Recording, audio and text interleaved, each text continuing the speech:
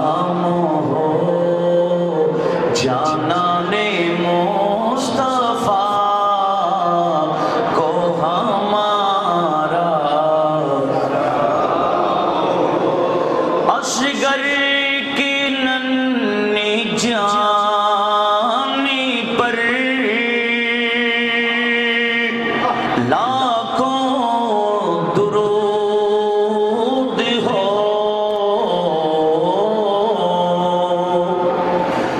असगर की नन्ही जानी पर लाखों दुरूद हो। मासूम बेगुनाह को हमारा सलाम हो। मासूम बेखता को हमारा। अकबर से नौजवान भी रन में हुए शहीद। अकबर से नौजवान भी रन में हुए शहीद। हम शक्ले मुस्तफा, हम शक्ले मुस्तफा को हमारा सलाम हो। सुल्ताने करबला को हमारा सलाम हो। अल्हम्दुलिल्लाह वस्सलातु वस्सलाम। অনুষ্ঠানের সম্মানিত সদরে মাহফিল, সদরে মজলিস, মীরে মজলিস শাহজাদায়ে গৌসুল আজম হযরতে ওসি গৌসুল আজম মেজবান্ডারি কর্তৃক মনোনীত মুনতাজির জিম্মাদার এবং সজ্জাদানশীন দরবারে গৌসুল আজম শাহ সুফি সৈয়দ ডক্টর মোহাম্মদ দিদারুল হক মেজবান্ডারি মুদ্দা জিল্লুহুর এর সদারত পাশাপাশোনার সম্মানিত আওলাদগণ এবং আমার অতীব শ্রদ্ধাভাজন নেহায়েত কাবিল এহতেরাম একজন নাম নিলে অনেক সময় প্রয়োজন আছে। হযরত উলামায়ে কেরাম, সমবেত ব্রাদারান ইসলাম, হাজার হাজার গৌসুল আজমের প্রেমিক চতুর্দিকে যারা ঘুরছেন, আমার ঈমানি ভাইরা রহমানি ওয়া রাহিমাকুমুল্লাহ, আল্লাহ পাক সুবহানাহু ওয়া তাআলার দরবারে আমরা শুকরিয়া আদায় করছি। আওলাদে গৌসুল আজমের কদমে আওলাদে নবীর শরফ এই মাহফিল কিয়ামতের ময়দানে নাজাতের যে ওসিলা হবে এটা কোনো সন্দেহ। ইমামে আলী মাকাম শাহাদাতকে কবুল করেছেন। আমার নবীজি চাইলে এই কাজটা দোয়ার মাধ্যমে অফ করে দিতে পারতেন, কিন্তু করেন নাই আমাদেরকে বাঁচাবার জন্য। সে ময়দানে কারবালায় ইমাম হুসাইন সহ ইমামে আলী মাকামের জন্য যারা রক্ত দিয়েছিলেন, সব রক্ত আমার নবী জমা করে রেখেছেন। সে কিয়ামতের ময়দানে প্রতিটা রক্তের বিনিময়ে আমরা গুনাহগার উম্মতকে পার করবার বড় মাধ্যম হিসেবে নবী রেখেছেন। একটু জোরে বলি আলহামদুলিল্লাহ। আজকে আমরা যেখানে বসছি কত ফজিলত আমরা জানি না, কিন্তু নবীজি বলেছেন। ইমামে দাইলামি মাসনাদুল ফেরদৌস হাদিস তুলে করেছেন, হাদিস নাম্বার 2126, যেখানে আমার নবীজি ইরশাদ করেছেন, হুব্বু আলে মুহাম্মাদিন সাল্লাল্লাহু আলাইহি ওয়াসাল্লাম ইয়াওমান, যারা আমার আহলে বাইতকে, আমার পরিবারকে, আমার আত্মীয়কে একদিন মহব্বত করে প্রকাশ করবে, অন্তরে তো মহব্বত থাকবেই, একদিন যারা প্রকাশ করবে, খায়রুম মিন ইবাদাতি সানা, লাগাতার 1 বছর ইবাদত করে যে সওয়াব পাওয়া যাবে না, নবী পরিবারকে একদিন স্মরণ করলে আমার আল্লাহ আমাদের আমলনামায় তার চেয়ে বেশি সওয়াব দান করবে। আমরা আশাবাদী গৌসুল আজমের কদমে শেষ আজকে অন্তত 1 বছরের সওয়াব আল্লাহ পাকের পক্ষ থেকে পাবো, বলুন ইনশাআল্লাহ। আওলাদের রাসূলের কথা কি বলবো? আমার নবীজি হাদিসে পাকে তাও মাসনাদুল ফেরদৌস ইমামে দাইলামী নূন করেছেন, কানজুল মাল ইমাম মুত্তাকি হামদি নূন করেছেন। হাদিসে পাকে আমার নবীজি ইরশাদ করেছেন, ওয়াদানি রাব্বি, আল্লাহ আমাকে ওয়াদা, আমার সাথে ওয়াদা করেছেন। সুবহানাল্লাহ। ওয়াদা করেছেন কে? জোরে বলেন কে? আমার আল্লাহ কি ওয়াদা খেলাফ করতে পারেন? কোরআনে পাকে একাধিক আয়াত আছে, আল্লাহ পাক বলেন কুল্লান ওয়াদাল্লাহুল হুসনা, সমস্ত সাহাবীদের জন্য আমার আল্লাহ জান্নাতের ওয়াদা দিয়েছেন।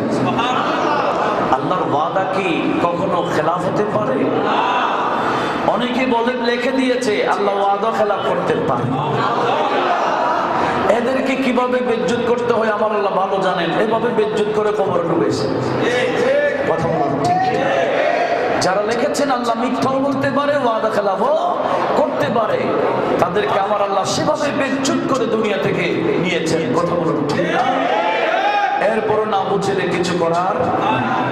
আসুন কি বলছিলাম, আমার নবীজি বলেন ওয়াদানি রাব্বি, আল্লাহ আমাকে আমার সাথে ওয়াদা করেছেন ফি আহলে বাইতি, আমার আহলে বাইতের ব্যাপারে, আমার আহলে বাইতের ব্যাপারে কিয়ামত পর্যন্ত যারা আমার আওলাদ আসবে, আমার আওলাদদের ব্যাপারে আমার আল্লাহ আমার সাথে ওয়াদা করেছেন। কি ওয়াদা? মান আকরা মিনহুম বিত্তাওহীদে ওয়া ওয়ালিয়া বিল বালাগি, কিয়ামত পর্যন্ত যারা আমার আওলাদের সাথে ভালো ব্যবহার করবে, তাজিম সম্মান করবে, আমার আওলাদ বিদায় সম্মান দেখাবে, মোহাম্মত করবে, আমার আল্লাহ ওয়াদা করেছেন আল্লাহ ইউআযিবাহুম, আমার আল্লাহ নাকি ওই তাজিমকারী বান্দাদেরকে কখনো আযাব দিতে পারে না। জোরে বলুন সুবহানাল্লাহ। আওলাদের রাসূলের শান কত উপরে এটা বর্ণনা আমি করতে পারবো না। আমি এটাই বলবো, আওলাদের রাসূলকে যারা সম্মান করবে তাদের সওয়াব কত, তাদেরকে আমার আল্লাহ আযাব দিবেন না, জাহান্নাম দিবেন না বলে ওয়াদা দিয়েছেন। যে কোনো ওসিলায় সে আওলাদের রাসূলের প্রেমিককে আমার আল্লাহ বাঁচিয়ে ফেলবেন, জান্নাত দিবেন। আর এই কথা মনে রাখবেন, একজন ইয়েজিদিও জান্নাতে যাওয়ার সুযোগ পাবে না। ঠিক কিনা? একজন ইয়েজিদ নয়, ইয়েজিদি কিয়ামত পর্যন্ত। বর্তমানে অনেক ইয়েজিদি আছে কিনা? মিম্বরে বসে, মিম্বরে রাসূল, এটা রাসূল পাকের মিম্বরে দাঁড়িয়ে ইমামে আলী মাকামের বিরুদ্ধে কথা বলছে, ইয়েজিদের পক্ষে বলছে। এরা হুসাইন, আমরা আগে জানতাম এরা ইয়েজিদি, এরা এখন মানুষ থেকে মানুষের কাছে প্রকাশ করছে এই বাংলার মুসলমান আমাদেরকে চিনছ না, আমরা ইয়েজিদি। এটা প্রকাশ করার জন্য ইয়েজিদের পক্ষে কথা বলছে। কথা বলুন ঠিক না? একজন ইয়েজিদিও জান্নাতে যাওয়ার সুযোগ নাই, এদের জন্য জাহান্নাম অবধারিত। আর ইমামে আলী মাকাম, এটা তো অনেক বড় কথা। ইমামে আলী মাকাম আওলাদ রাসূল যারা, যাদের ভিতরে আমার নবীজির খুন পাক, নবীজির রক্ত মোবারক, ইয়েজিদিরা চিনে না, কিন্তু পশু পাখি চিনে, আগুন চিনে, খোদার খোদাই আওলাদ মুস্তাফাকে চিনে। কথা বলতে ঠিক নেই? শুনেন, খলিফা মনসুর জাফর, ওনার আমলে আব্বাসী খলিফা, ওনার আমলে একজন মহিলা নবী দাবি করেছে এবং বলেছে আমি সৈয়দ সাবি। ওনাকে অ্যারেস্ট করা হয়েছে, খলিফার সামনে উপস্থাপন করা হয়েছে। বলে তোমার বাড়ি কই, নাম কি? বলল আমার বাড়ি এটা, আমি আওলাদ রাসূল সৈয়দ সাবি, আমার উপর ওহী নাযিল হয়। নাউজুবিল্লাহ বললেন, নবুয়ত দাবি করেছে। কেমন কথা?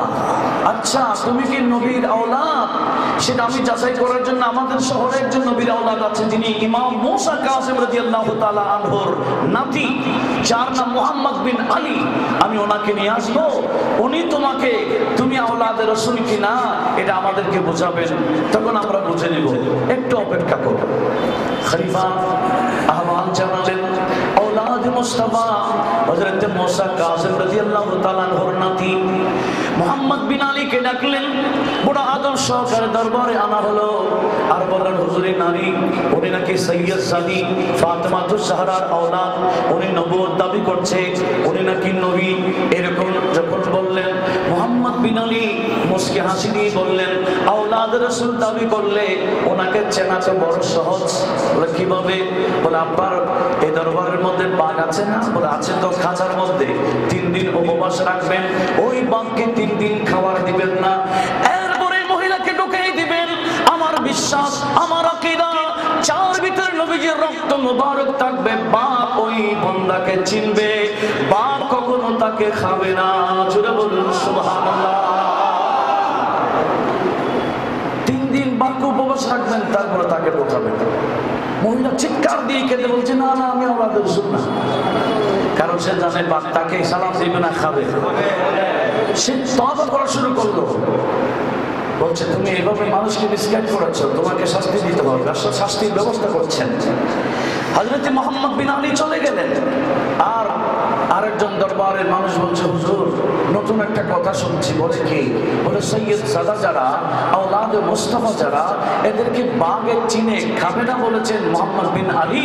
তো আমরা একটু প্র্যাকটিক্যাল দেখতে চাই, ওনাকে আনুন, ওনাকে বাঘের ভিতরে ঢুকান, দেখি বাঘ খাই। খলিফা বলে, না আমি পারবো না, উনি আওলাদ রাসূল, কোনো সন্দেহ নাই, এই কাজ আমি করতে পারবো না। বলে, না উনি একটা কথা বলেছেন, এটা আমরা দেখতে চাই। বাধ্য হয়ে খলিফা ওনাকে আনলেন, প্রস্তাব দিলেন, হুজুর আপনি যে বলেছেন আওলাদ রাসূল হলে বাঘ তাকে খাই না, আমরা একটু দেখতে চাই। বলে ঠিক আছে, বাঘকে 3 দিন উপবাস রাখো, আমি 3 দিন পর আসতেছি। জোরে বলুন সুবহানাল্লাহ। কয়দিন উপবাস রাখো? 3 দিন। আর আমি 3 দিন পর আসতেছি। এই কথা বলে চলে গেলেন। ঠিকই 3 দিন পরে মুহাম্মদ বিন আলী উনি আসলেন, ওনাকে বাঘের খাঁচার ভিতরে ঢুকাই দেওয়া হলো। বাঘ তো কিছু পাইলে 3 দিন উপবাস খাইতে চাইবে কিনা? খাঁচার ভিতরে এই আওলাদে মুস্তাফাকে যখন ঢুকাই দিলেন, বাঘ থেকে দৌড়ে আসছেন খাওয়ার জন্য। কাছে যখন আসছে, নাকের মধ্যে যখন নবীজির ঘ্রাণ পেয়ে গেল, বাঘ তো খাওয়া দূরের কথা, আওলাদে মুস্তাফার কদমে বাঘ লুঠে পড়ল। জোরে বলুন সুবহানাল্লাহ। নবীর আওলাদকে বাঘও ছিল কিনা? পশুরা চিনে, আগুন চিনে, কিন্তু ইয়াজিদিরা, এই মরদুদ জাহান্নামীরা আওলাদ রাসূল চিনে না। আল্লাহর দরবারে হাজারো শুকরিয়া আদায় করুন, আল্লাহ যে আমাদেরকে হুসাইনি বানিয়েছেন। একটু জোরে বলুন আমিন। লক্ষ্য করে কি বলতে চাইছিলাম, আওলাদে মুস্তাফা এনাদের শান, মান, মর্যাদা কত।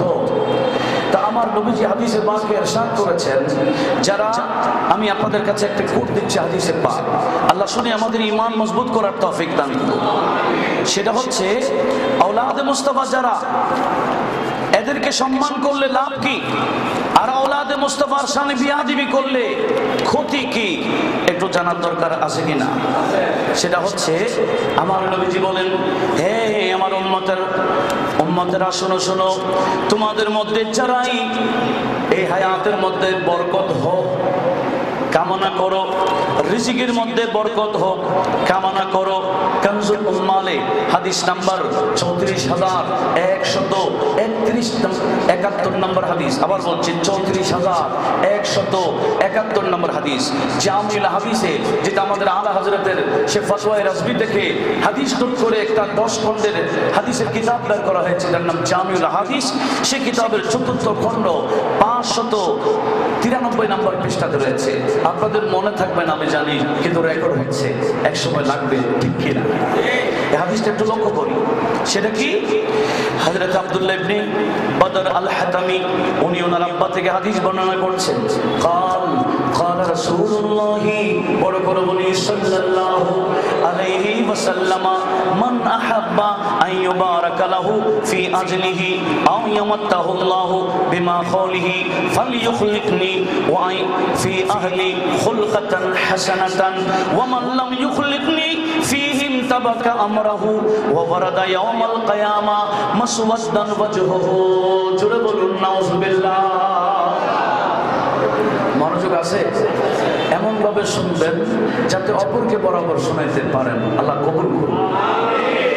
আমার নবীজি বলেন, মান আহাব্বা, যে পছন্দ করবে, আইয়ুবারাকা লাহু, তার জীবনে বরকত হোক, ফি আজলিহি, তার পার্থিব জীবনে বরকত হোক, এটা কামনা যদি করে, আমার নবীজি বলেন উম্মত তার উচিত আমি এবং আমার আহলে বাইতের সাথে সুন্দর আচরণ যাতে করে।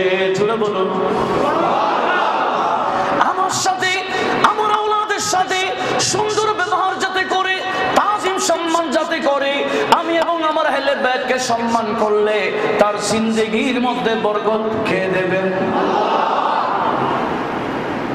বরকত। আমার আগেও যদিও আমাদের শফিল আজম সাহেব কিছু বলতে পারেন নাই, আয়াত তেলাওয়াত করেছিলেন। কি বলেছেন? ওয়াজআলানি মুবারাকা আইনামা কুনতু, যেখানে আমি থাকি বরকতময় হয়ে যায়। একটু জোরে বলুন না সুবহানাল্লাহ। দেখেন আমার নবীজি বলেন, আমার আহলে বাইত ছিল, আমি নবীর পরিবারকে যারা তাজিম করবে তার জিন্দেগির মধ্যে, হায়াতের মধ্যে আমার আল্লাহ বরকত দেবেন। শুধু তাই না, নবীজি বলেন, ওয়ামান লাম ইউখলিকনি ফীহিম, যারা আমি এবং আমার আহলে বাইত চিনে না, আমাদেরকে সম্মান করে না, আমাদের তাজিম করে না, তাবাত আমরাহু, আমার আল্লাহ তাআলা দুনিয়ার সবকিছু বরবাদ করে দেয়, বরকত নষ্ট করে দেয়। শুধু তাই না, ওয়ামারাদা ইয়াউমাল কিয়ামা মাসওয়াদান ওয়াজুহু, আমার নবী বলেন, আমার সামনে যারা বেয়াদবি করবে, আমার আহলে বাইতের সামনে যারা বেয়াদবি করে, কাল কিয়ামতের ময়দানে ওই সমস্ত বান্দারা এমন ভাবে উঠবে, এদের সব চেহারা কালো কালো হয়ে যাবে। জোরে বলুন কি সুবহানাল্লাহ। আরো জোরে বলেন। যারা আওলাদ রাসূলের সামনে বেয়াদবি করবে, কিয়ামতের ময়দানে তাদের চেহারা কিরকম হবে? আরো জোরে বলেন, কিভাবে হবে? হুসাইনি মুসলমান মারা গেলে আমরা দেখি, আরে সুবহানাল্লাহ, ইনাদের চেহারা আরো নূরানি হয়ে যায়। এরকম অনেকে জিদিদানি মারা গেছে, আমরা চেহারা দেখিনি। কথা বলুন ঠিক কিনা? এরা চেহারা দেখায় না, কারণ দুনিয়া তো আমার আল্লাহ ফয়সালা করে দেয়, আখিরাতের বিষয়টা মারা যাওয়ার পরে চেহারা পরিবর্তন হয়ে যায়, কালো হয়ে যায়, বিশ্রী কুশ্রী হয়ে যায়। আর আওলাদে মুস্তাফার মুহিব প্রেমিক নবীজির মহব্বত যারা করে, ঈমান যাদের আছে, মারা যাওয়ার পরে এদের চেহারার মধ্যে নূরানি প্রকাশ ঘটে। কথা বলুন ঠিক কিনা?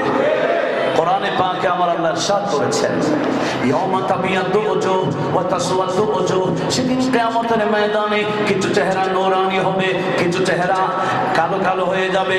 কালো কালো চেহারা কাদের হবে? অনেক ব্যাখ্যা আছে, তার মধ্যে একটা ব্যাখ্যায় হাদিসটা পেয়ে গেলাম, কিয়ামতের ময়দানে ওই সমস্ত বান্দাদের চেহারা কালো হবে যারা আওলাদে মুস্তাফার শানে বেয়াদবি করে। আমরা বুঝে ফেললাম সমস্ত ইয়েজিদিদের চেহারা কিয়ামতের ময়দানে কালো হয়ে যাবে। বলুন ঠিক কিনা? একজন ইয়েজিদির চেহারাও নূর থাকবে না, নূরানি হবে হুসাইনিরা, আর কালো কালো হবে কারা? এটা কি আমার মন গড়া বলছি? আমি কখনো আবেগের ঠেলায় কোনো কথা বলি না, ইনশাআল্লাহ বলবো না। দলিল সামনে থাকবে, তারপরে কথা। আল্লাহ আমাদের সবাইকে বোঝার তৌফিক দিক, আমিন বলি। তাহলে আওলাদে মুস্তাফাকে সম্মান দেখালে লাভ না ক্ষতি? আজকের এই মাহফিল কেমন মাহফিল? আওলাদে মুস্তাফার স্মরণে মাহফিল, আওলাদে মুস্তাফার চরণে বসার সুযোগ পেয়েছি। একটু মহব্বতে বলেন আলহামদুলিল্লাহ। আরে যারা বর্তমানে যারা এজিদি হয়ে যাওয়ার কারণ কি জানেন? আমি একটা হাদিস শোনাই, আপনারা হাদিসটা জীবনভর মনে রাখবেন। হাদিস কালাম মুসনাদুল ফেরদৌসের ৫ম খণ্ড ৩৩৩ নম্বর পৃষ্ঠাতে রয়েছে। আল্লামা ইবনে আব্দি আল কামিল নামক কিতাবে ২য় খণ্ড ২০৩ নম্বর পৃষ্ঠাতে এই হাদিসখানা আছে।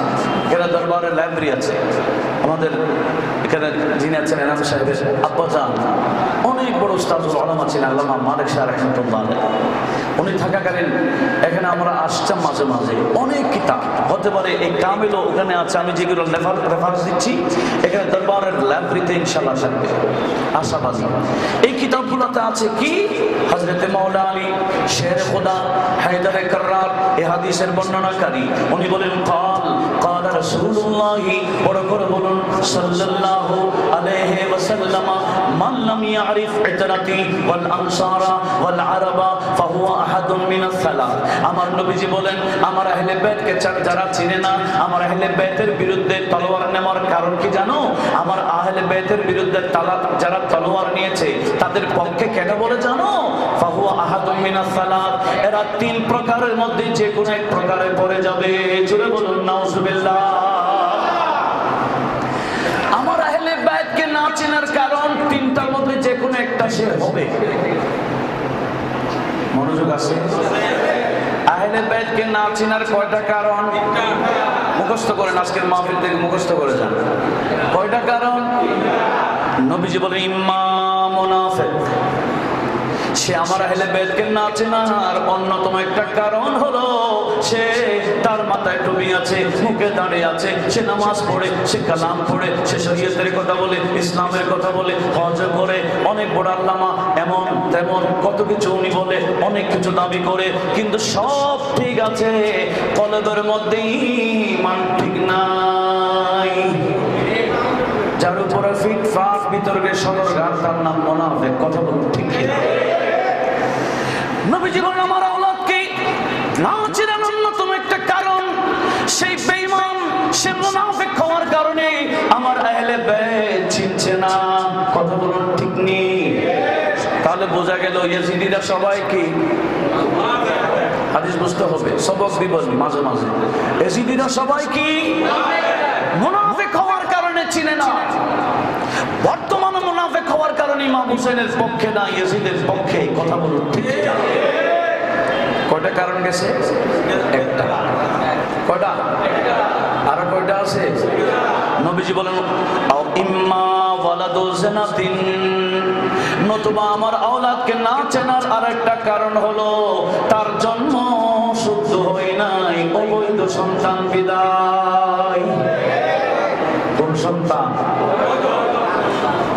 আকদের ছেলে না, আকদ ছাড়া ছেলে। কথা বুঝা যায়?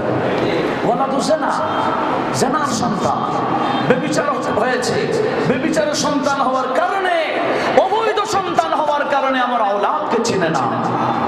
কয়টা গেছে?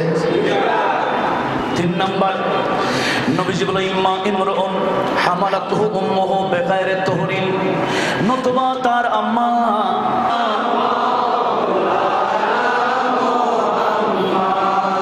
মনোযোগ আছে? আওলাদে রাসূলকে না চেনার কয়টা কারণ? আর একটু জোরে কয়টা? 1 নাম্বার কারণ মুনাফিক হওয়ার কারণ। 2 নাম্বার কারণ জাল সন্তান, অবৈধ সন্তান হওয়ার কারণে আওলাদে মুস্তাফা বুঝে না। কথা বলুন ঠিক কিনা? এটা কি আমার কথা না নবীজির বাণী? আর কয়টা আছে? নবীজি বলেন ইম্মা ইমরুন হামালাতুহু উম্মুহু বিগাইরি তুহরিন, সে আমার আওলাদকে না চেনার কারণে, আমার হোসেনকে না চেনার কারণ কি জানো? 3 নম্বর কারণ, আমাদের মা বোনদের মাঝে মাঝে পিরিয়ড চলে, শরীর নাপাক হয়ে যায়, নামাজ পড়তে পারে না, রোজা রাখতে পারে না, কোরআন পড়তে পারে না, ঠিক না? তাওয়াফ করতে পারে না, ওই সময় সহবাস করাও হারাম। আর আমার নবী বলেন আমার আওলাদকে না চেনার কারণ কি জানো? তার আম্মা তাকে গর্ভ ধারণ করেছিল, তখন তার মা অপবিত্র ছিল, অপবিত্র অবস্থায় গর্ভ ধারণ করার কারণে সে আমি নবীর আওলাদ চিনছে না। জোরে বলুন নাউজুবিল্লাহ। কয়টা গেছে? যতদিন আল্লাহ জীবিত রাখবেন ততদিন হাদিসটা মনে রাখবেন। ইয়াজিদি হওয়ার 3টা কারণ, হয়তো মুনাফিক, নতুবা অবৈধ সন্তান, নতুবা অপবিত্র সন্তান। কথা বলুন ঠিক? কয়টা গেছে? আরেকটা হাদিস কোট দিচ্ছি, যে হাদিসটা বর্তমান সময়ে অতীব গুরুত্বপূর্ণ। এই হাদিসটা মনে রাখবেন। সে হাদিসটা ইমাম তাবরানী আল মুজাম-উল কাবীরে 17তম খণ্ড 140 নম্বর পৃষ্ঠাতে নোট করেছেন। জামিউল জাওয়ামিতে আল্লামা সুয়ুতী নোট করেছেন 4632 নম্বর হাদিস।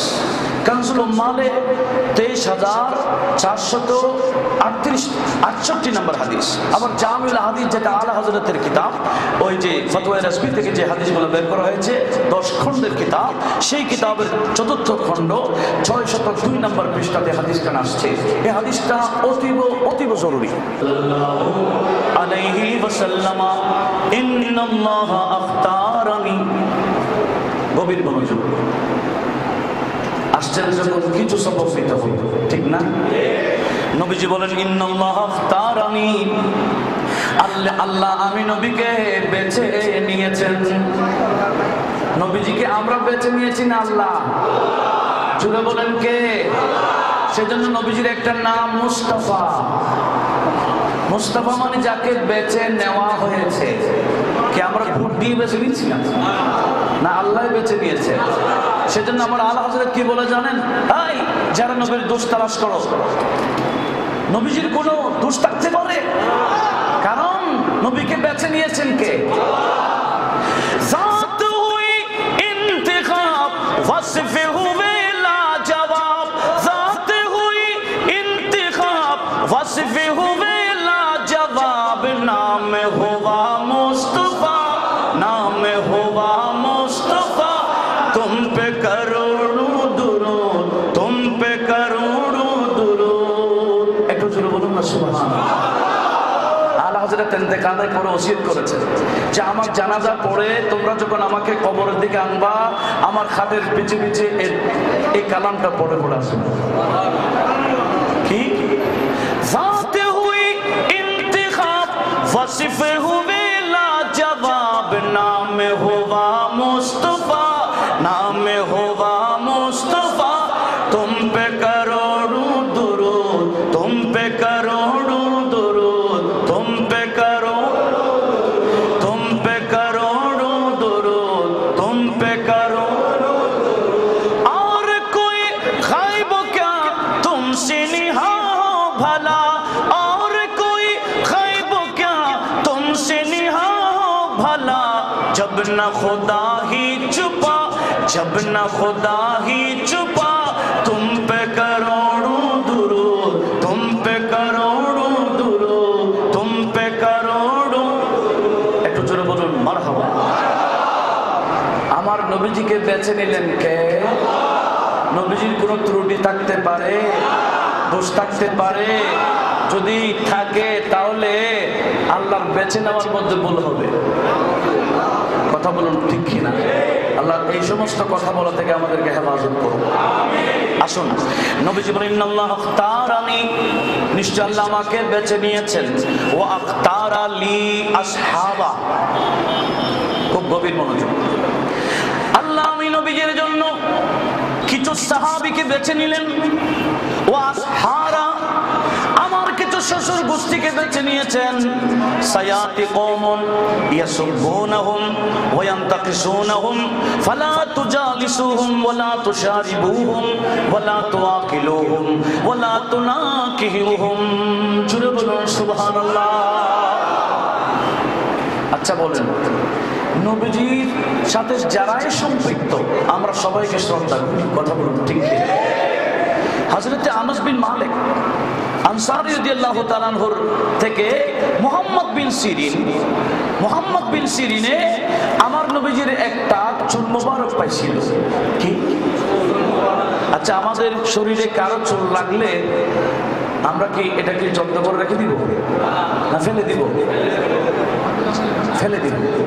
কিন্তু আমার নবীজির চুল মোবারক সাহাবারা খুব মহব্বতে রাখতেন। বিদায় হজের সময় আমার নবীজির চুল এরকম মুন্ডাইয়া সাহাবাদের মাঝে বন্টন করে দিয়েছেন। একটু জোরে বলবেন না সুবহানাল্লাহ। যে হাদিসটা শোনাইতে চাচ্ছি, হাদিস কানা বুখারী শরীফে 170 নম্বর হাদিস। কোন শরীফে? জোরে বলেন কোন শরীফের? 170 নম্বর হাদিসটা শোনাতে চাই। সেটা হচ্ছে হযরতে মুহাম্মদ বিন সিরিন রাইসুল মুআব্বারিন, উনি বলছেন কুলতুলি আবিদা, আমি আবিদাকে বলেছিলাম ইনদানা মিন শারিন নবী সাল্লাল্লাহু আলাইহি ওয়াসাল্লাম, আমি মুহাম্মদ বিন সিরিনের কাছে, আমাদের কাছে নবীজির একটা চুল মোবারক আছে। আসাবনা মিন ক্বাবলে আনাসিন, আমরা এই চুলটা হযরতে আনাস বিন মালিকের থেকে পেয়েছি। আও মিন আহলে আনাস, অথবা হযরত আনাসের বংশ থেকে, ওনার পরিবার থেকে পেয়েছি। ফাকালা লা লিআন তাকুনা ইনদি ইশারাতুন মিনহু আহাব্বু ইলাইয়া মিনাদ দুনিয়া ওয়া মা ফিহা। বিখ্যাত তাবেঈ হযরত মুহাম্মদ বিন সিরিন বলছেন, দুনিয়ার মুসলমান, নবীজির আওলাদ তো অনেক উপরের কথা, নবীজির সাহাবা তো অনেক উপরের কথা, নবীজির ফেলে দিয়েছেন চুল, একটা চুল যদি আমার কাছে থাকে, কেউ যদি প্রস্তাব দেয়, আই মুহাম্মদ বিন সিরিন চুলটা আমাকে দিয়ে দাও, তোমাকে দুনিয়া দিয়ে দেব, দুনিয়াতে যা আছে সব দিয়ে দিব। মুহাম্মদ বিন সিরিন বলে, গোটা দুনিয়া দিয়ে দিল, দুনিয়াতে যা আছে সব দিয়ে দিল, আমি নিব না। আমার নবীজির চুলের একটা চুলের বিনিময়ে আমি এগুলা নিতে রাজি নাই। এই সব কিছুর চেয়ে আমার নবীজির চুল মোবারক আমার কাছে আরো বেশি সম্মানিত। উচ্চ আওয়াজে বলুন সুবহানাল্লাহ। নবীজির চুল মোবারকের এত দাম হলে ইমাম হুসাইন, যাকে হুসাইন মিন্নি বলেছেন, ইমাম হুসাইন কত দামি। ফাতেমাতু জাহরাকে আমার নবীজি বলেছেন, ফাতেমাতু বিদআতুম মিন্নি, ফাতেমা আমি নবীজির শরীরের একটা অঙ্গ, টুকরা। একটু জোরে বলুন মারহাবা। যেখানে নবীজির চুল মোবারককে সাহাবারা, তাবেঈন আযমরা এত তাজিম, এত সম্মান, কেন? ওই চুল মোবারক দিয়ে ওনারা সেবা হয়ে যেতেন, যতই কঠিন রোগ হোক না কেন। এখন তো করোনা ভাইরাস চলছে, ভ্যাকসিন মারছে, কারো কাছে যদি একটা নবীজির চুল মোবারক থাকে, যতই কঠিন রোগ হোক, কঠিন ক্যান্সার হোক, নবীজির চুল মোবারক যদি পানির মধ্যে চুবাইয়া যদি খাওয়াই দেওয়া যায়, যতই কঠিন রোগ হোক না কেন, আমার আল্লাহ সেবা করে দেবে। আরে চুল তো চুল, আরে না না, সাহাবারা সেবা পাইতেন কিভাবে জানেন? দুঃখ পাইলে, রক্ত বন্ধ না হইলে, কষ্ট পাইলে নবীজির কাছে আসতেন, আর আমার নবীজির চিকিৎসা করতেন। আর নবীজির থুতু মোবারক দিতেন, থুতু মোবারক নিয়ে হাতের মধ্যে থুতু মোবারক রেখে মদিনা শরীফের কিছু মাটি দিতেন। এটা বুখারী শরীফের আবার বাবুত তিবের মধ্যে ইমাম বুখারী নথ করেছেন। আবার মিশকাত হাদিস খান আসছে কি নবীজি মদিনা শরীফের মাটিও নিতেন, থুতু দিয়ে বলতেন, আল্লাহুম্মা বিতুরবাতি আরদিনা ওয়া বিবাদি রিকিনা ওয়া ইয়াশফি সাকিমুনা বিইذনি রাব্বিনা। একটু জোরে বলুন সুবহানাল্লাহ। আয় আল্লাহ, আমি যেই জমিন আমি কদম রেখেছি, ওই জমিনের মাটি নিলাম, আমার তুতু দিলাম, এখন লাগাই দিব, ভালো হয়ে যাবে। যতই কঠিন রোগ, এমনকি কাটা হাত শরীর থেকে আলাদা হয়ে গেছে, এইরকম হাতও আমার নবীজি লাগিয়ে দিয়েছেন, থুতু মোবারক দিয়ে লাগাইয়া। কথা বলুন সুবহানাল্লাহ। এরকম ডাক্তার দুনিয়াতে আছে? হবে? হতে পারে না। চুল মোবারক থেকে অনেকে সেবা নিতেন, সেই জন্য সাহাবারা, তাবেঈন আযমরা চুলকে এত গুরুত্ব দিতেন। আমি আপনাদেরকে বলতে চাচ্ছি, চুলকে যদি এত গুরুত্ব দেওয়া হয়, চুলটা কার? জোরে বলেন কার? নবীজির চুলকে যদি এত গুরুত্ব দেওয়া যায়, এবার বলেন যাদের ভিতরে নবীজির খুনে পাক আছে, যারা নবীজির বংশ, যারা নবীজির আওলাদ, ইনাদেরকে কেমন গুরুত্ব দেওয়া দরকার? কথা বলুন ঠিক কিনা? এই বিষয়টা কি ইয়াজিদিরা বুঝেছে? এখনো কি বুঝতেছে? আমাদের ক্লাসের মধ্যে যখন ইউনিভার্সিটিতে ফার্স্ট ইয়ারে গেছিলাম, পড়তেছি, এক স্যার আমাদেরকে বলেছে, চট্টগ্রাম ইউনিভার্সিটির কথা বলছি, আমি স্যারের নাম বলছি না কারণ রেকর্ড হচ্ছে, উনি আমাদেরকে ক্লাসে বলেছেন, খবরদার ইয়াজিদকে খারাপ বলিও না, ইয়াজিদের জীবনের গুনাহ মাফ হয়ে গেছে। আমরা বলছি, স্যার ছোটবেলা থেকে শুনছি ইয়াজিদের উপর লানত, আপনি কি বলছেন এগুলা? বলে না, বুখারী শরীফে হাদিস আছে। কোন শরীফে? বুখারী শরীফে হাদিস আছে। যখন বলে আমরা নীরব হয়ে গেলাম, কারণ আমরা ইন্টার পাস করেছি মাত্র, আর বুখারী শরীফ তো পড়ায় মাস্টার সেকেন্ড ইয়ারে, ফার্স্ট ইয়ারও না। আর এখন এই বুখারী শরীফের দোহাই রে রিকশাওয়ালা। কথা বলুন ঠিক কিনা? ব্যাংকারওয়ালা বলে হাদিস এটা সহিহ, বুখারীতে আছে। অথচ বুখারী আমরা পড়েছি ফার্স্ট টু লাস্ট ক্লাসে পড়ার সুযোগ পেয়েছি। আর আমি গুনাহগার, বুখারী শরীফ ফার্স্ট টু লাস্ট পড়ার আগে এই মাইকে ওয়াজ করার জন্য আসি নাই। এখন তো ওয়াজ করার জন্য যোগ্যতা লাগে না। কি বলছিলাম একটু লক্ষ্য করুন। সেই বুখারী শরীফের হাদিস আছে, বলছে ইয়াজিদ এর জীবনের গুনাহ মাফ। আজকের এই দরবার থেকে আমরা তাদেরকে জবাব দিতে চাই। আমাদের জবাব শোনার দরকার আছে কিনা বলুন? যাতে ইয়াজিদের কোন ইয়াজিদি আমাদেরকে মিসগাইড করতে না পারে। এই হাদিসটা একটু শোনার দরকার আছে কিনা আমি সংক্ষেপে বলবো। বুখারী শরীফ 409-10 পৃষ্ঠায় হাদিসটা আছে। আমরা তো হাদিসের নাম্বার অনুযায়ী পড়ি না, পৃষ্ঠা অনুযায়ী পড়েছি, পারা হিসেবে পড়েছি। হাদিস বুখারী শরীফ যেটা বড়, এটা 409-10 পৃষ্ঠার মধ্যে হাদিস খানা আছে। সেটা কি জানেন? একদিন হযরতে আনাস বিন মালিকের খালাম্মা উম্মে হারাম বিনতে মিলহান প্রায় সময় উনি দুপুর বেলায় নবীজিকে দাওয়াত দিতেন। কোন বেলায়? কারণ নবীজির একটা সুন্নতে মুবারাকা ছিল, নবীজি দুপুর বেলা কিছু রেস্ট করতেন, আরাম করতেন। আর নবীজি ঘুমাইলে নবীজির শরীরে পাক থেকে ব্যাপকভাবে ঘাম পড়তো। জুড়ে বলুন। আর উম্মে হারাম বিনতে মিলহান নবীজি যাওয়ার আগে আগে বিছানা রেডি করে ফেলতেন। বিছানার মধ্যে কাপড় দিতেন না, উনি চামড়ার বেডশিট করেছেন। কিসের?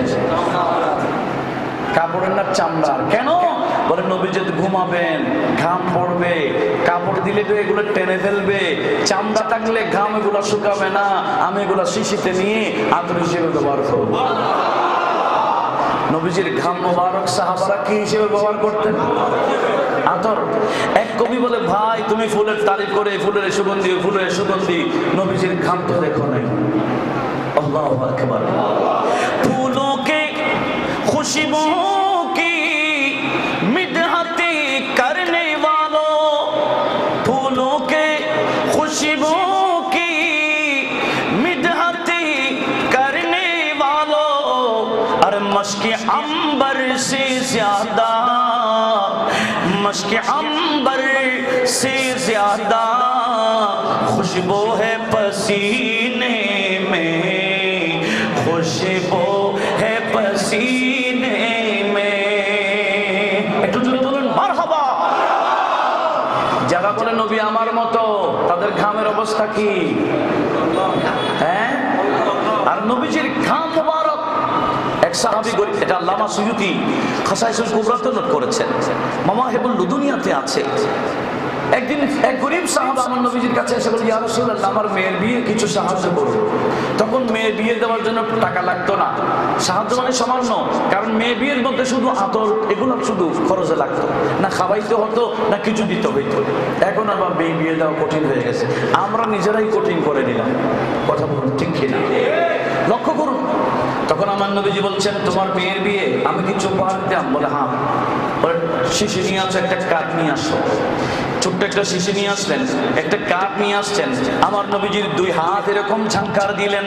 ঝাঙ্কার দেওয়ার পরে নবীজির ঘাম মোবারক বের হলো। আর নবীজি গুলা ঘামগুলার জায়গায় জমায়েত করে শিশির মধ্যে ঢুকাই দিলেন। বারবার এরকম করে করে শিশি কোড়াই দিলেন, কাঠটা উপরে দিলেন। বলে যাও, তোমার মেয়েকে আমি এগুলা বকশিশ করেছি, উপহার দিয়েছি, বলে দিও। জোরে বলুন সুবহানাল্লাহ। শিশির মধ্যে কি গেলেন, বলে মা তোমার জন্য নবীজি উপহার দিয়েছেন, নাও। ইনি কাঠটা যখন উঠালেন, দেখছেন এত সুগন্ধি, গোটা কর সুগন্ধি হয়ে গেছে। এমনকি যারা ওই যখনই ওই শিশিটা খুলতো, মানুষ বুঝতে ফেলতো আজকে শিশিটা খোলা হয়েছে, কারণ দুনিয়ার সুগন্ধির সাথে সুগন্ধের মিল। আল্লাহ সবাইকে বোঝার তৌফিক দিক। একটু জোরে বলুন না আমিন। আসুন, আমি কি বলতে চেয়েছিলাম, হযরত উম্মে হারাম বিনতে মিলহান প্রায় সময় দুপুর বেলায় নবীজিকে খাবার দাওয়াত দিতেন কি জন্য? আর একটু জোরে বলেন। ঘাম মুবারক গুলো নেওয়ার জন্য। একদিন আমার নবীজি ঘুমাচ্ছেন, এগুলো বুখারী শরীফের হাদিস বলেছিলাম 409-10 নম্বর পৃষ্ঠা থেকে। নবীজি ঘুমাচ্ছেন, হঠাৎ করে ঘুম থেকে জেগে বসে মুস্কি হাসছেন। উম্মে হারাম বিনতে মিলহান দৌড়ে আসছেন, ইয়া রাসূলুল্লাহ, আপনি হাসতেছেন, নিশ্চয়ই স্বপ্নের মধ্যে ভালো কিছু দেখেছেন। নবীজি বলে, হ্যাঁ আমি স্বপ্ন দেখেছি কি জানো? এই কিছুক্ষণ আগে স্বপ্ন দেখেছি আমার উম্মতের মধ্যে একটা দল পানি পথে সাম্রাজ্যে যাচ্ছে ইসলামের পতাকা উড্ডীন করতে। আমি তাদের ব্যাপারে শুভ সংবাদ শোনাবো। কোন পথে? পানি পথে যারা ওই মুলকি শামের মধ্যে জিহাদে যাবে, ইসলামের পতাকা উড্ডীন করবার জন্য যাবে। আমি নবী বলে দিলাম, ওয়াজাবাত লাহু আল জান্নাহ, তাদের জন্য জান্নাত ওয়াজিব হয়ে যাবে। জোরে বলুন সুবহানাল্লাহ। এই হাদিসটা বর্তমানে খুব জরুরি। যারা পানিপথে যাবে সবার জন্য জান্নাত ওয়াজিব। উম্মে হারাম বলে, হুজুর আমার জন্য একটু দোয়া করেন না, ওই যুদ্ধে যাতে আমিও থাকতে পারি। নবীজি বলেন, ওয়ান্তে মিনহুম, যাও আমি দোয়া দিলাম তুমি ওই যুদ্ধে থাকবা, তুমিও জান্নাতি। একটু ধরে বলবেন না সুবহানাল্লাহ। নবীজি ঘুমায় গেলেন, আবার উঠলেন কিছুক্ষণ পরে, আবার মুস্কি মুস্কি হাসে। হযরত উম্মে হারাম বিনতে মিলহান বলে, ইয়া রাসূলুল্লাহ আবার কিছু দেখছেন? বলে, হ্যাঁ আরেকটা দল দেখেছি। এরা পানিপথে না, স্থলপথে গেল কায়সার শহরে, সাম্রাজ্যের সে কুস্তুনতুনিয়া শহরে। নবীজি বলেন, আউয়ালু জাইশিন মিন উম্মতি ইয়াগজুনা মাদিনাতা কায়সারা মাগফুরুন লাহুম। ওই কায়সার শহরে, কুস্তুনতুনিয়া শহরে সর্বপ্রথম যারা জিহাদের ময়দানে গিয়ে ইসলামের পতাকা উড্ডীন করবে, আমি নবী বলে দিলাম এদের জীবনের গুনাহ আমার আল্লাহ মাফ করে দেবেন। জোরে বলুন সুবহানাল্লাহ। কয়টা হাদিস বললেন? শুভ সংবাদ কয়টা? একটা হলো পানিপথে যারা যাবে তাদের জন্য জান্নাত ওয়াজিব। পরবর্তীতে স্থলপথে যারা যাবে তাদের জীবনে গুনাহ মাফ। উম্মে হারাম বিনতে মিলহান বলে, ইয়া রাসূলুল্লাহ দোয়া করুন যাতে ওই দলে আমি থাকতে পারি। নবীজি বলেন, না তুমি প্রথমটা থাকবে। কখন ওই ঘটনা ঘটবে আর নবীজি বলতেছেন এগুলা? ঠিক এই উম্মে হারাম বিনতে মিলহান পানিপথে গিয়েছিলেন, আসার সময় উনি ঘোড়ার পিঠ থেকে পড়ে গেছেন, এমনকি শহীদ হয়েছেন। আমার নবী জানতেন উনি শহীদ হবেন, যার কারণে পরবর্তী যুদ্ধের ব্যাপারে নবীজি বলেন, না তুমি ওই যুদ্ধে থাকবা না। একটু জোরে বলবেন না সুবহানাল্লাহ। এটা কি ইলমে গায়েব নয়? আর একটু জোরে বলেন, কোন শরীফ থেকে? একটু মহব্বতে বলেন না, কোন শরীফ থেকে? যারা এভাবে বুখারী শরীফের খতম পড়ে, বুখারী শরীফের খতম নাম দিয়ে হাজার লক্ষ লক্ষ টাকা মানুষ থেকে নেই, এরা কি হাদিসগুলো পড়ে না? পড়ে, কিন্তু ওই জন্মের সমস্যা, মুনাফিক হওয়ার সমস্যা, হয়তো অবৈধ অথবা অপবিত্র। কথা বলুন ঠিক কিনা? এখন বোঝা যাচ্ছে আপনাদের? মাশাআল্লাহ, বুঝবেন ইনশাআল্লাহ। কি বলছিলাম? হযরত উম্মে হারাম বিনতে মিলহান বলেন, ঠিক আছে আমার নবীজি বলছেন প্রথমে যারা পানিপথে যাবে তাদের জন্য জান্নাত ওয়াজিব। এখানে খুব একটু ভালো করে লক্ষ্য করুন, এই যুদ্ধটা পরিচালনা করেছেন হযরত আমির মুআবিয়া রাদিয়াল্লাহু তাআলা। যারা বর্তমানে হযরত আমির মুআবিয়ার বিরুদ্ধে কথা বলেন, একটু হোশ করুন, কিছু স্টাডি করতে হবে। এই হাদিস দ্বারা প্রমাণিত আমিরে মুআবিয়া জান্নাতি। কেন? ওই নবীজি বলেন যুদ্ধে যারাই যাবে তারা জান্নাতি। উনি শুধু গিয়েছেন না, পরিচালনা করেছেন। আর এই আমার স্যার বলেছে ইয়াজিদ ওই যুদ্ধে গিয়েছিল, কুস্তুনতুনিয়ার যুদ্ধে গিয়েছিল, বিদায় তার জীবনে গুনাহ মাফ। ওই কায়সার শহরে যারা যাবে তাদের জীবনে গুনাহ মাফ। ওই যুদ্ধে ইয়াজিদ গিয়েছিল, বিদায় ইয়াজিদের জীবনে গুনাহ মাফ। এবার বলেন বুখারী শরীফ থেকে দলিল দিল, এই দলিলের উত্তর শোনার দরকার আছে কিনা বলেন? হ্যাঁ অবশ্যই। আসলে ইয়াজিদ গিয়েছে কিনা প্রথম যুদ্ধে এটা নিয়ে মতানৈক্য আছে। হ্যাঁ কিছু মুআররিখ, কিছু মুহাদ্দিস বলেছেন হ্যাঁ ইয়াজিদ গিয়েছিল, ওই যুদ্ধ পরিচালনা করেছে। আচ্ছা ঠিক আছে, ওই যুদ্ধে ইয়াজিদ গিয়েছে, পরিচালনা করেছে, ইয়াজিদের জীবনে কোনো মাপ হয়ে গেছে, মেনে নিলাম। ঘটনাটা কারবালার যুদ্ধের আরো 9 থেকে 10 বছর আগে। কয় বছর আগে? জীবনে কোনো মাপ হয়ে গেছে ধরে নিলাম কয় বছর আগে। কিন্তু কারবালার যুদ্ধ ঘটাইলো কখন? তো আগের ঘটনাকে কেন্দ্র করে পরেরটাকে আপনারা মানতে পারবেন? একটা হাদিস শোনাই। আমার নবীজি বলেছেন মান কামা ফি লাইলাতিল কদরি ঈমানান ওয়া ইহতিসাবা গুফিরা লাহু মা তাকদ্দামা মিন যামবিহি। নবীজি বলেন যারা লাইলাতুল কদরে এক রাত ইবাদত করবে তার জীবনের গুনাহ মাফ। কোন রাত? লাইলাতুল কদরে এক রাত ইবাদত করলে জীবনের গুনাহ মাফ। আমরা লাইলাতুল কদর পাইলাম না পাইলাম কিনা সন্দেহ থাকলো, যারা ইতিকাফ নেই এরা তো পায়। কথা বলুন ঠিক কিনা? যারা ইতিকাফ নেই 10 দিনের জন্য এরা তো অবশ্যই লাইলাতুল কদর পাবে। তাহলে উনি লাইলাতুল কদর পেয়েছেন, জীবনের গুনাহ মাফ হয়ে গেছেন। ইতিকাফকারী বান্দা জীবনের গুনাহ মাফ। এই রমজান যাইতে না যাইতে এক সপ্তাহ পর আরেকজনকে গুলি করে দিয়েছে। এবার বলেন জীবনের গুনাহ তো মাফ হয়ে গেছে না? হ্যাঁ কি বলবেন? জীবনের গুনাহ মাফ না? নবীজি বলেন লাইলাতুল কদরে যারা জীবন এক রাতে ইবাদত করবে জীবনের গুনাহ মাফ হয়ে গেছে ঠিক, কিন্তু এক সপ্তাহ পর যে ঘটনা ঘটাইলো এখন কি মা বাঁচে না খুনি? ঠিক ইয়াজিদের বিষয়টা এরকম। 9-10 বছর আগে জীবনে কোনো মাপ হয়ে গেল, 9-10 বছর পরে ইয়াজিদ হচ্ছে খুনির গডফাদার। কথা বলুন ঠিক না?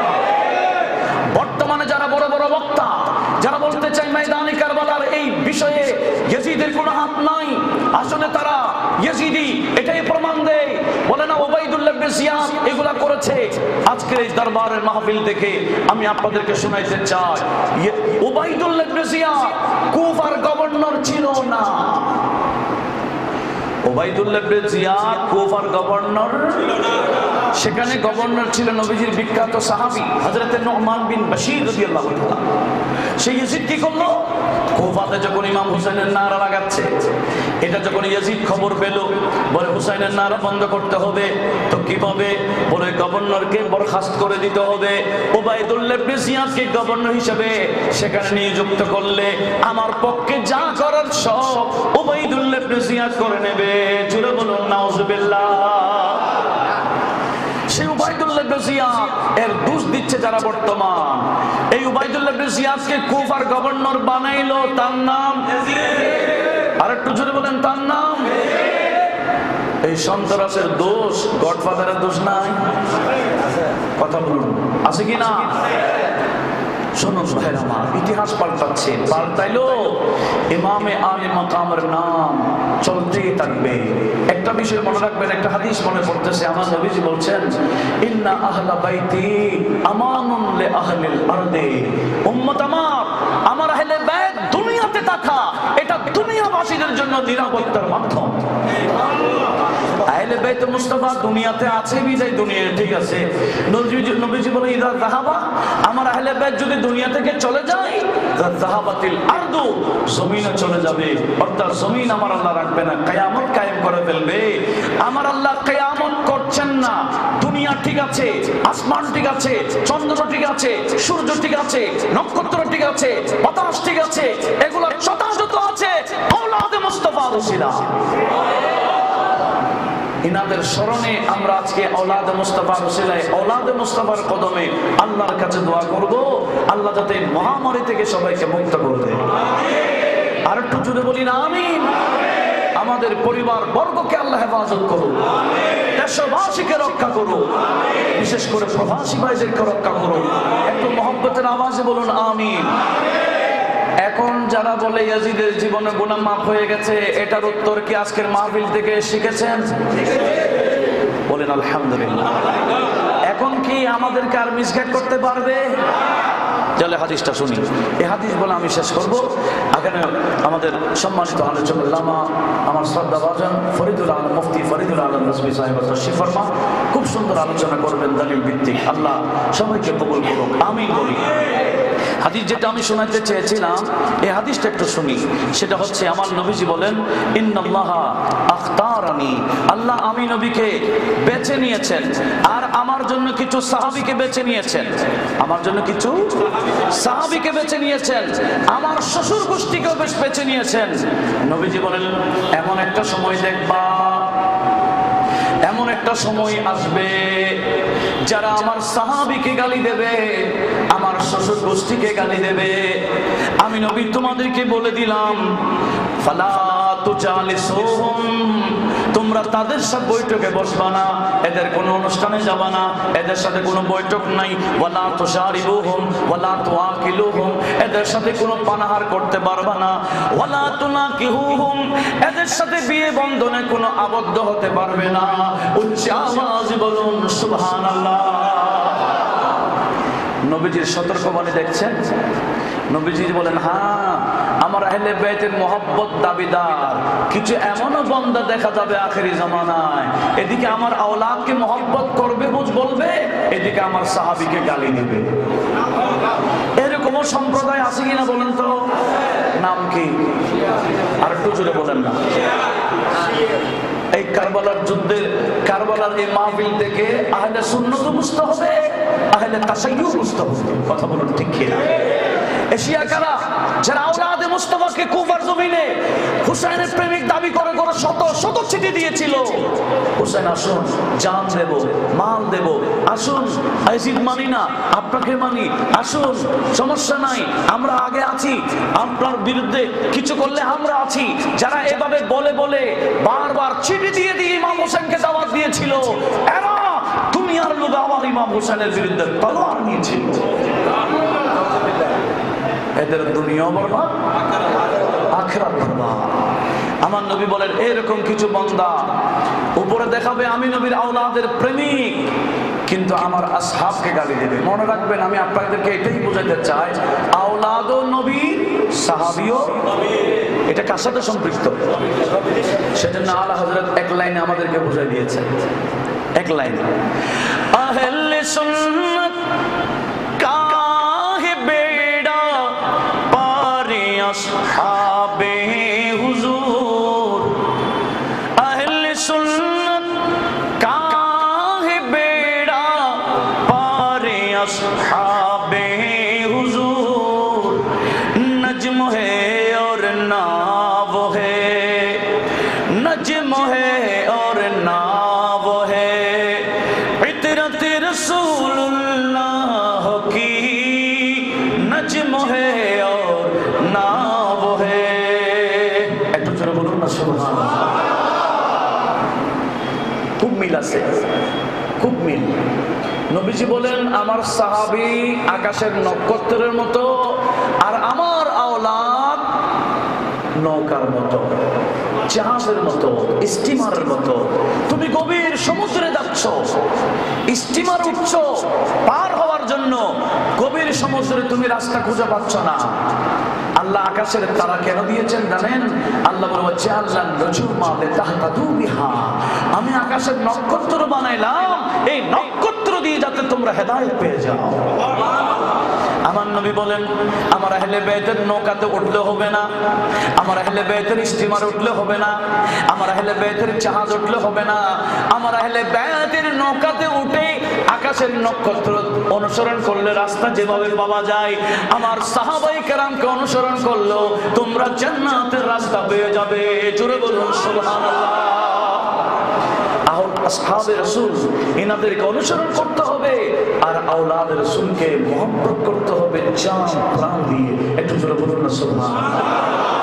একটা বিষয় মনে রাখবেন, আমাদের আহলে সুন্নাত ওয়াল জামাতের যত আকীদা, আমরা সব আকীদা পাইলাম সাহাবায়ে কেরাম থেকে। কোত্থেকে? আমরা দাঁড়িয়ে নবীকে সালাম দিই কিনা? এই কাজটা সাহাবারা করতেন, যদিও বা বর্তমানে শিরিকের ফতোয়া দেয়। মিলাদুন নবীর অনুষ্ঠান সাহাবারা সাধ্য অনুযায়ী করতেন, ঘরে ঘরে করতেন মিলাদুন নবীর অনুষ্ঠান। তো আল্লাহ আমাদেরকে তৌফিক দিয়েছেন বড় করে করি। এখানে তো দরবারের মধ্যে 3টা বড় বড় হয়, কথা বলুন ঠিক কিনা? দেখেন সাহাবায়ে কেরাম নবীর নামে চুমু খাইতেন, আমরাও নবীর নামে চুমু খাই, কথা বলুন ঠিক কিনা? এগুলা কার কাজ? সাহাবারা নবীজিকে সম্মান করতেন। কিভাবে করতেন? যে নামাজের মধ্যে দুনিয়ার কাউকে সম্মান করা যায় না, এইরকম নামাজেও সাহাবারা আমার নবীকে সম্মান করতেন। তাহলে কি বুঝলেন?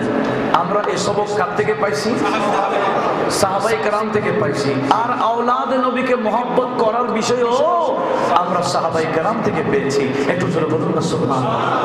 সিদ্দিক আকবর রাদিয়াল্লাহু তাআলা, বুখারীতে রওয়ায়াত রয়েছে, বুখারী শরীফে রওয়ায়াত, তিনি বলেছেন লাকালাবাতু রাসূলিল্লাহ সাল্লাল্লাহু আলাইহি ওয়াসাল্লাম, সিদ্দিক আকবর বলছেন নবীজির বংশ, নবীজির আত্মীয়, আমি আবু বকর সিদ্দিকের আত্মীয়র চেয়ে আর বেশি মহব্বত আমার কাছে বেশি। আমি নিজের আত্মীয় চেয়েও নবীর আত্মীয়কে বেশি মহব্বত করি। এই বাণী কার? আর একটু জোরে বলুন। ফারুক আজম যখন খলিফা হলেন, উনি দিওয়ান বানালেন, অর্থাৎ দফতর বানালেন মাসিক ভাতার জন্য। ভাতাতে দেখা যায় যারা ব্যাপক বদরের যুদ্ধের মধ্যে যারা শরীক হয়েছিলেন, এদের ভাতা কিন্তু বেশি। এদের ভাষা কি? স্কেল বেশি, বর্তমান স্কেলেরই স্কেল বড়টা। আর ওই বড় স্কেল দিয়েছেন ইমামে হাসান এবং হুসাইনকে। তখন হযরত আব্দুল্লাহ ইবনে ওমর রাদিয়াল্লাহু তাআলা আনহুমা, হযরত ফারুক আজমের ছেলে, বাদব আব্বাকে বলছেন, আব্বা আমাকে ভাতা দিলেন কম। হাসান এবং হুসাইন এরা তো আমার মতো ছোট ছোট, এরা তো কোনো বদরের যুদ্ধে ছিল না, এদেরকে ভাতা এত বড় দিয়েছেন। মনোযোগ আছে তো? তখন ফারুক আজম বলেছেন, হে আব্দুল্লাহ, আমি তোমাকে অত বড় স্কেলের ভাতা দিব, তবে তুমি আগে ইমাম হাসান হুসাইনের মতো একজন মা নিয়ে আসো। ইমাম হাসান হুসাইনের মতো একজন বাবা নিয়ে আসো। ইমাম হাসান হুসাইনের মতো একজন নানা নিয়ে আসো। ইমাম হাসান হুসাইনের মতো একজন নানি নিয়ে আসো।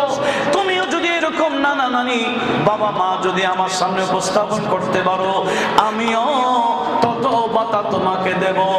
এটাই বুঝাইলেন আমি হাসান হুসেনকে এত বড় স্কেল দেওয়ার কারণ, বড় ভাতা দেওয়ার কারণে। কারণ কি জানো?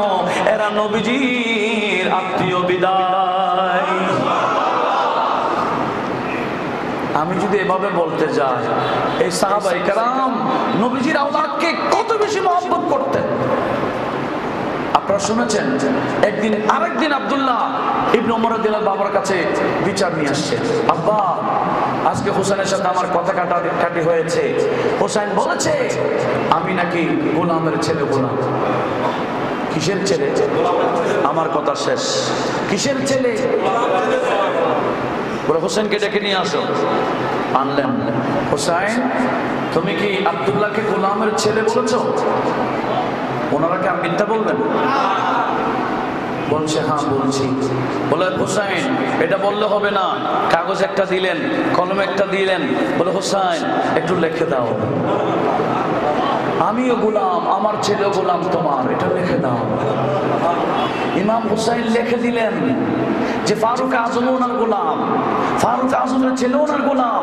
ফারুক আজম বলে এটাই আমার সার্টিফিকেট, আমি হুসাইনের গোলাম। সাহাবারা এভাবে আওলাদে মুস্তাফাকে তাজিম দেখিয়েছেন। আল্লাহ পাক সবাইকে বোঝার তৌফিক দান। আজকের এই মাহফিল আমাদের সবার জন্য নাজাতের ওসিলা করুন, আমিন। ওয়া আখিরু দাওয়ানা আলহামদুলিল্লাহি রাব্বিল আলামিন। আসসালামু আলাইকুম ওয়া রাহমাতুল্লাহ।